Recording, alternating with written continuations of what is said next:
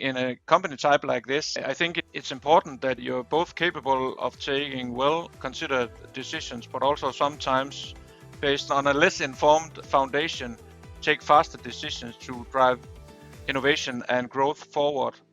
After all, most of the decisions we take during a day can be changed by taking a new one.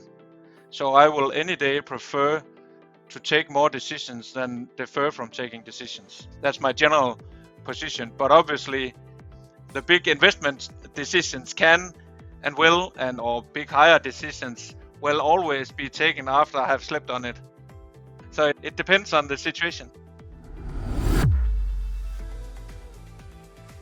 Hey everyone, and welcome to another episode of the SIA podcast. I'm your host Mario, together with my co-host and partner, Professor Robert Hargrove, where we talk with today's CEOs about issues, problems, and everything facing us in 2025. Today's guest, Mr. Rasmus from Mindway AI. Rasmus, welcome to the show. Thank you very much for having me. No problem. My first question is, how did you come about creating Mindway? And maybe if you could touch a little bit your education background, maybe some early influences, and then how did you end up in this specific industry? But that's an interesting conversation to have. Yeah, I'm very happy to elaborate on exactly that. I have, for more than 2 decades, been in different commercial roles in the past, where I've sold B2B tech-based solutions to different purposes, mainly business solutions of different kinds like ERP systems. And then along the line, learning by doing on some sort of job training positions, I also achieved a graduate diploma in business administration of sales and marketing from Aarhus University. The latest position before coming to Mindway AI was in a startup company, in another startup company here in Tech Denmark. I'm based in Aarhus, Denmark, where we have quite not Silicon Valley, but we have a decent tech hub in Danish perspective. You know, everything is smaller in Denmark, but still at a sufficient Danish Silicon Valley. Well, maybe that's also to oversell it a little bit, but at least I became early part of a company where we were specialists, like we are here at Mindway in a vertical. In Denmark, we have our nationwide electronic identification scheme. So every Dane has an electronic ID, which can be used for every kind of login, including banks, insurance, gambling, pension, all commercial sites. And also it can be used to sign agreements with. We were specialists in that, and the 9 years I was there, we grew it from when I started, and then when I left 9 years later, it was 4.5 times the size as when I started, and we also did a decent exit. I found that journey extremely inspiring and really nice to go out there and build a company based on very deep vertical capabilities. So my own view was that after the exit, I wanted to try the same journey again, just me leading it. So I was looking around. And in the meantime, Mindway, the year before, Mindway AI was founded as a spin out of Aarhus University.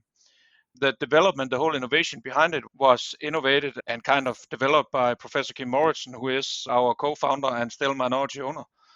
I knew one of the other founders, and they were seeking investment and had come to a point where they have found the investor, now our current majority owner, Better Collective. And I became a part of that package deal because Better Collective wisely had the idea that a spin out from a university should have a commercially oriented CEO leading this to become a real business. So I joined the Mindway AI in 2019, 1st December 2019. Back then we had no customers. We had no solutions running yet with customers. We had a couple of verbal agreements. So we didn't have those 38 countries or 9 million active players, nothing.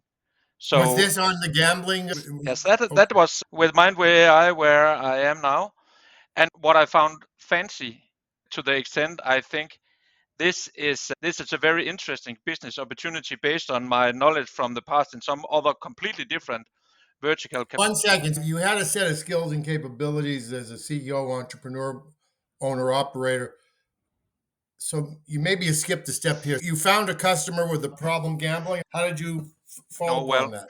It started in another way because that was actually prior to me where the business opportunity was clarified, where Professor Kim Morrison had developed the approach to use AI and based on neuroscience, use AI in combination with human psychologists to much more individualize, clarify the full picture of the gambling behavior to be able to find at-risk and problem gambling. Because at this call, we are 3 human beings.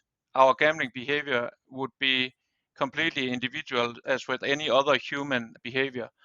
And build that into an AI solution is not necessarily the easiest. And that not had been cracked by proof of concepts already when I joined.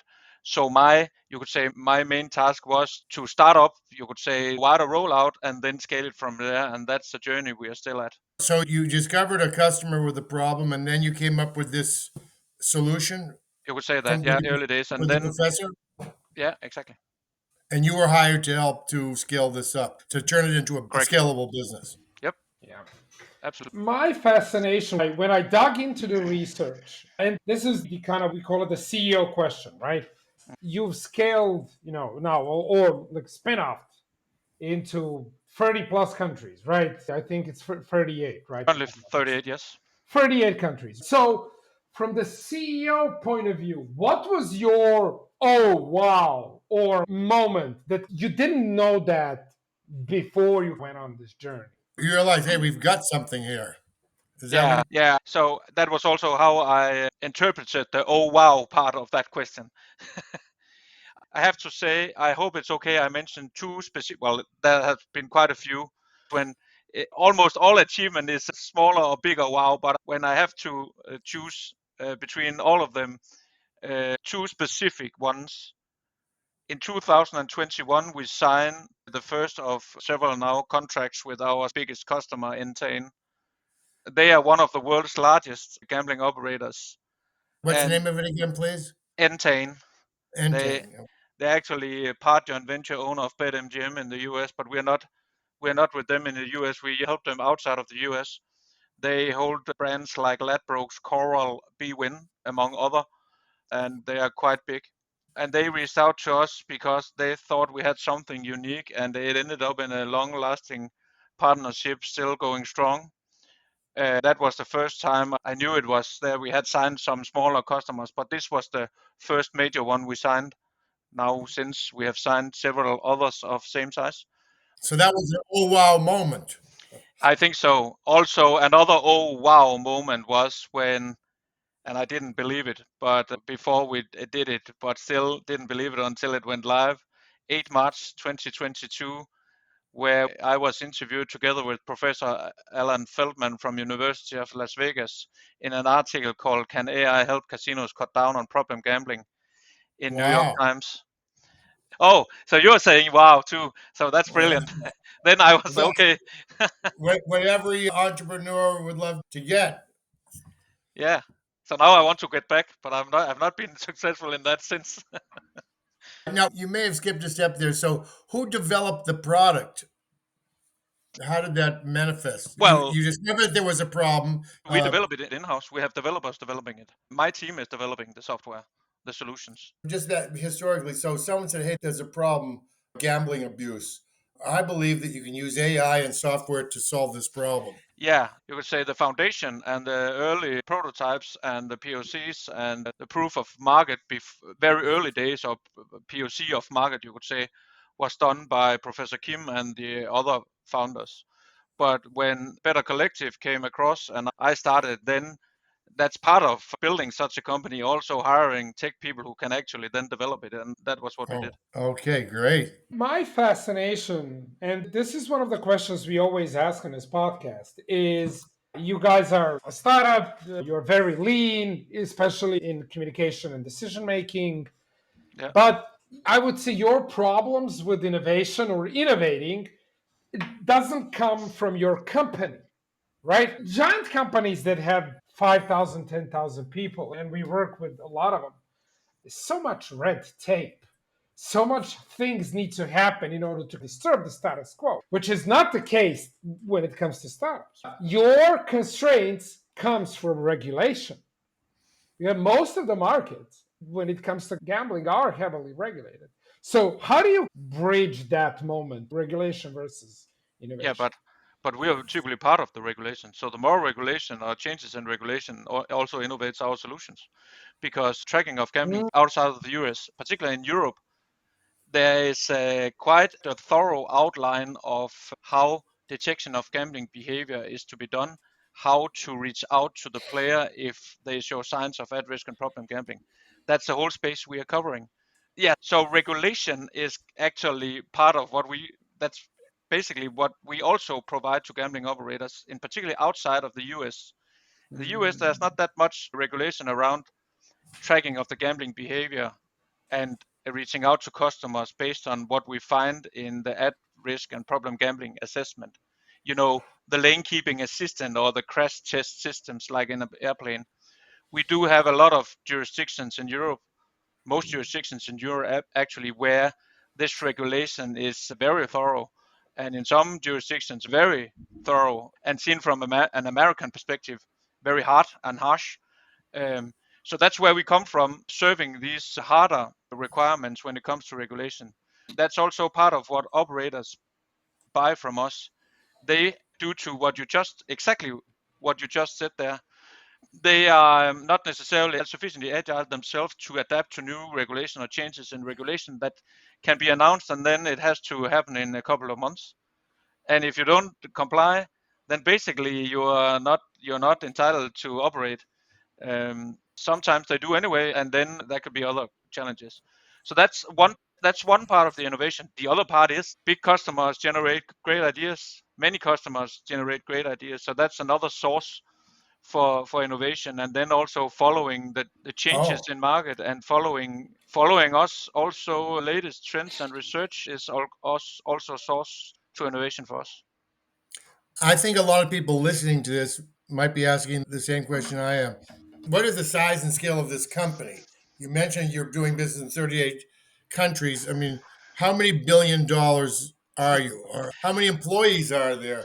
We are still on a yeah, normally I used to say we are still on a scale up journey. The team is still kind of half of the size of a regular tourist bus, no matter if it is in Europe or A tourist bus. Sounds good. in the US.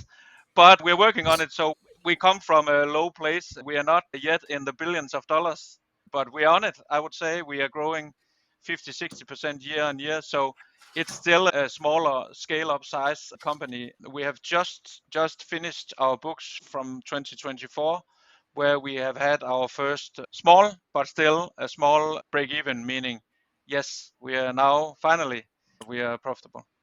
Yeah, I just asked that to get a sense of the size and the scale of the company. I love the analogy of we're half a tourist bus. Yeah, but that has And also grown. growing at That 50% a year. that has also grown because early days it was we can be in a car, and then it became an SUV, and then it became a small. Could you talk about? I remember Steve Jobs said being an entrepreneur was like swallowing glass. In starting Apple, he had to overcome many adversities. What adversities have you overcome in this journey, and what did you learn? How did you grow from them? Yeah, so I think that, and that's also something we talk quite a lot about when we hire to our great team. We are part of the gambling industry. We provide software to the gambling industry, and obviously that gives some food for thought, despite the fact that we provide something for the greater good that can actually help players. It's still, I think, important to have had considerations around do's and don'ts. And also, every now and then we get questions where it's very nice to have had, let's say, such thoughts in advance. For instance, can I use your software for the opposite purpose, or can I affect how the model is working? And obviously, now we have come to an okay leading position in what we do in our vertical, even seen from a modest position in Denmark. Quite often here that we are one of the leading, if not the leading, globally. I tend to think that it's nice to say one off, because then we still have something to strive for. I was I, referring more to what was your darkest hour? We asked you for your oh wow moment. What I was your darkest hour since starting this business? I think all tech suppliers have situations where you deploy something that is not working, that leads to downtime with your customers. that's definitely dark hours. But that, on the other hand, I knew that I've been in this industry for this type of industry and type of company for decades. That was expected, I would say. Mario, some other great questions to ask you. My fascination always is whenever we have a CEO on our podcast is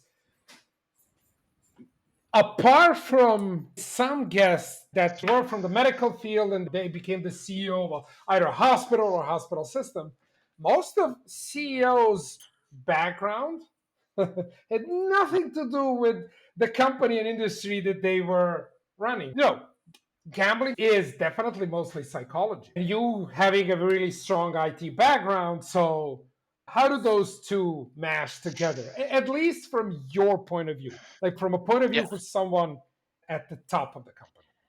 yeah. So from my point of view, obviously you're right. I had no background in gambling nor in psychology, but you could say the whole idea and approach created by Professor Kim Morrison, who's still around, but also executed by me with the tech background, because basically it is tech software and services and tech development. That's one part of it. And then the overlay of what we provide with AI and human psychologist assessment, and what we have created for this human psychologist element, or build the models that are human supervised to find at risk and problem gamblers, so it doesn't go rogue. It's not a black box either, so it's explainable.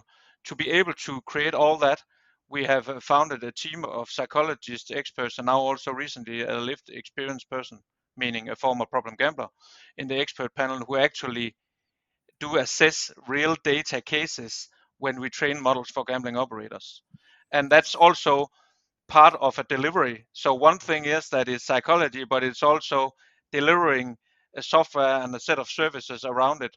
And that's where it comes across. I have also myself, and like you have too, been to different investor pitches over the years. Most of them have always great fancy PowerPoint presentations and marketing plans, but most often it was not realized exactly who should sell the solutions. So obviously the whole capability of being able to, with a proven track record, to be able to sell software solutions to big organizations, B2B, I think that was a key part of why I got the job. Now I'm not selling myself as the only one anymore. We have grown that part of our company as well, because we want to, of course, have a team where we cover all the disciplines in a great way. And I think that's also one of the key parts of building such a company. You can't do it by yourself. Yeah, my fascination always comes from, especially key in early stages. I worked with a lot of early stages. Is those few people that you bring on board in the beginning. So Robert and I always talk about if you're a big organizational CEO, your tenure will be make it or break it by the strength of your executive team. In early stages, same thing, but with early hires. Can you share what are you looking for hire at this stage of the company where you are, as you call it, said, size of a half of a bus? Have a tourist bus, I'm sorry. So, what are you looking for in a person? It doesn't matter if it's tech, if it's ops, is it sales? So, what are you looking for in a person? I think for me, it's easy to say potentially, or maybe it's not, because I found that I have, in my own view at least, and so far also proven with the great team, we have built some sort of intuition in finding the right personalities. Obviously, all recruitments come also with some sort of process risk. I've heard somebody saying that up to 30% of all recruitments are not necessarily successful, but we're still way better than that. But I think what is important for me is personality, excitement, fire in the eyes, obviously the capabilities to fulfill the role we are recruiting for. We have different ways of clarifying this, but I think that the genuine interest and ability to be excited and also to communicate is key elements. Let me go back a step. You're a first time CEO, is that correct? Yeah, that's correct. So, what was it like going from being maybe a commercial manager to a first time CEO? What is it like to be a first time CEO? And It's how did you grow into this role? And what did you see the role as? it's Anything about that? it started by, I had a business coach where, because obviously, as I mentioned, it was a journey that I wanted to pursue. But at that point in time, I was not thinking necessarily myself that I could break the glass ceiling. And I was having a chat with my business coach about whether that was something I would be ready for. And he said, you're perfectly ready. That meant actually quite a lot. Kick in the bum, you could say, or whatever, push in the gentle push forward. Um, and then when I started, I came from a company that was kind of the size we are now at Mindway when I left the former company. So obviously it was a significantly smaller organization. And I would say that I have grown into the role with the company. And I also think that has been nice for me. I'm not sure I would be as excited if in the unlikely event I had let's say, a shift to a completely bigger organization leading that, because what I do and I have always liked is the agility with which we can act. Sometimes it's also a challenge. Now we are growing bigger, so obviously we see that we need to stay sharp to maintain that agility. Um, When you woke up in the morning after becoming the CEO, how did the world look different? How was your identity different? How was your job description different? my world and identity was, in my view, the same. And I think, in my view, part of the success I think to myself I have had this leadership also becomes the Danish, let's say, business culture is we are not, in general, in Denmark, we are perceiving ourselves as quite equal. And that equality Oh, also comes into place when it comes to leadership. I very rarely show my stars on the shoulder, but I'm pretty sure in the very few situations where has been needed over the years, people were not at all in doubt that they were there and they were shown. But I prefer to lead by example. I prefer to not necessarily be equal, because the bigger the group gets, the more needed is it that somebody sometimes cut the crap and take a decision. But I prefer actually to empower my team, my colleagues, my leadership team to take the decisions themselves, because that makes the chain much stronger. Otherwise, I become some sort of switchboard where I need to take all the decisions for them. And still to this day, and it sounds really weird, because most of my day I speak English, and I'm used to my title in English, CEO, company executive officer. But when I see it in Danish, I've years in not really got used to it, but because I see it so real, the title is different in Danish. So that's a little bit of a what's the strange. title? How is the title different in No, Danish? but yeah, it's just Danish words. We have it. Yeah, you could use the CEO, but there's also a Danish The for that. Danish. I remember in German, Peter Drucker once wrote an article called "The American CEO." I don't know if you're familiar with that or not, but he said the CEO is a uniquely American invention. It Yeah, didn't yeah. exist. It doesn't exist in Germany. It didn't exist in France. It didn't exist in England. The role, I think, in Germany was the speaker, Yeah. like the chairman of the board. How about in Denmark? No, we have a governance model where you have the CEO or the managing director or similar titles. Actually, the Danish title is directly translated into English words managing director.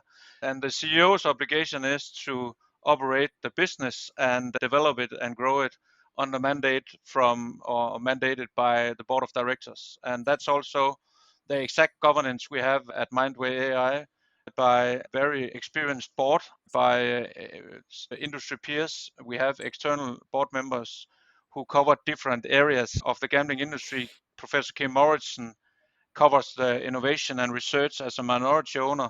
Then our chair, Britt Bogeskov, is covering the market in general. She has been a C-level with a big operator called Kindred, and she is representing the Better Collective vote of 90% of the shares. And then we have Director General of the Danish Gambling Authorities, Birgit Sand, as the person covering the regulatory space, the regulation everywhere in the world, and then also events and market covered by the fourth board. I'm kind of curious.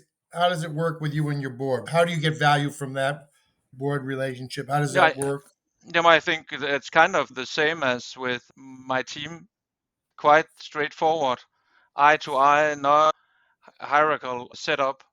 That's how we prefer it in the Danish business A culture. collaborative conversation. Exactly, yeah. And I can and will any day call my chair if there's something we need to discuss for all sorts of advice. Sometimes also just an advice that's kind of to move things forward. And that's also highly needed, because Otherwise, if we stick to the boardroom and 4 meetings a year, then that would put an obstacle to our agility every now and then. So obviously a very collaborative back and forth, and I think that goes both ways, but for the mutual interest of the growth of Mindway AI. We are getting close to the end of the podcast, and thank you so much for joining us on the CEO podcast. My last question is, it goes to decision making, right? So both on the podcast and when Robert and I work with executives, we are always fascinated on how executive makes decisions, right? My question to you is, you came from one industry, you kind of put in this behemoth that is gambling. And I am sure you saw a lot of things, both good and bad, that comes with this industry. So how does this experience, just being exposed to the gambling industry, affected your decision making? Yeah. So obviously we see a lot also sad stuff, and that's always something to be aware of. If you ever get the opportunity to hear the story of a former problem gambler, please do it, because that's tough, but also something for us to remember that we actually make a difference. And what's the whole purpose is also very much, apart from the fancy tech, what helps us attract nice talent.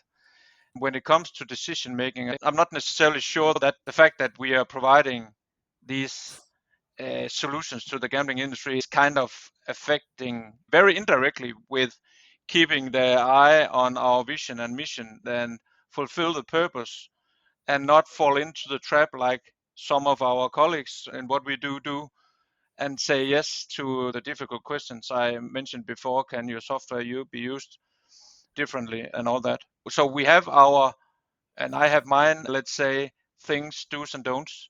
And then I think in a company type like this, I think it's important that you're both capable of taking well considered decisions, but also sometimes based on a less informed foundation, take faster decisions to drive innovation and growth forward.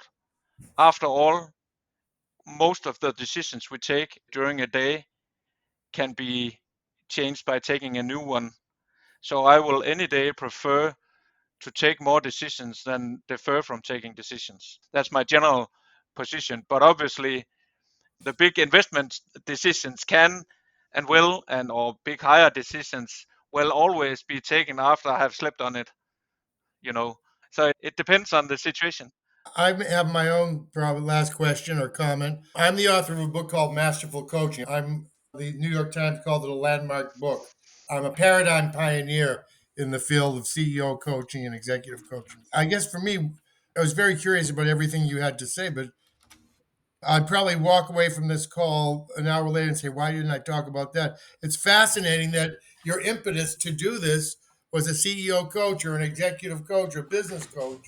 My first job as a coach is to elevate people's aspirations and motivations, to believe in them, to encourage them to go for what I call an impossible future for themselves and their organization. So that's a great story that your coach helped you cross the chasm between being a manager and being a CEO. And maybe it wasn't even that big a chasm.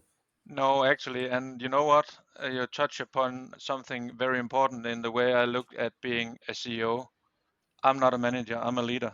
I'm do my utmost not to be a dick, not to micromanage. No, but and that actually I have seen it and see it daily. At least it gives a little extra motivation to employees, because that means that they can do more on their own in a controlled way. Obviously, we can't have a situation where employees go completely bananas in terms of what we want in general, and that's my job to lead that. But the overall makes it more fun to work with us, because you have opportunities and in some situations also obligations to do something extra.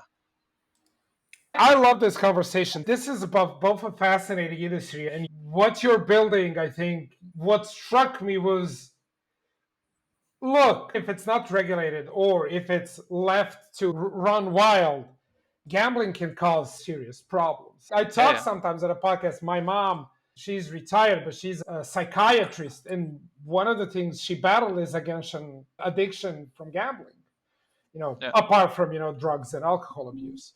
I do know how big this is a problem, so I really love what you're doing, and keep at It it. is.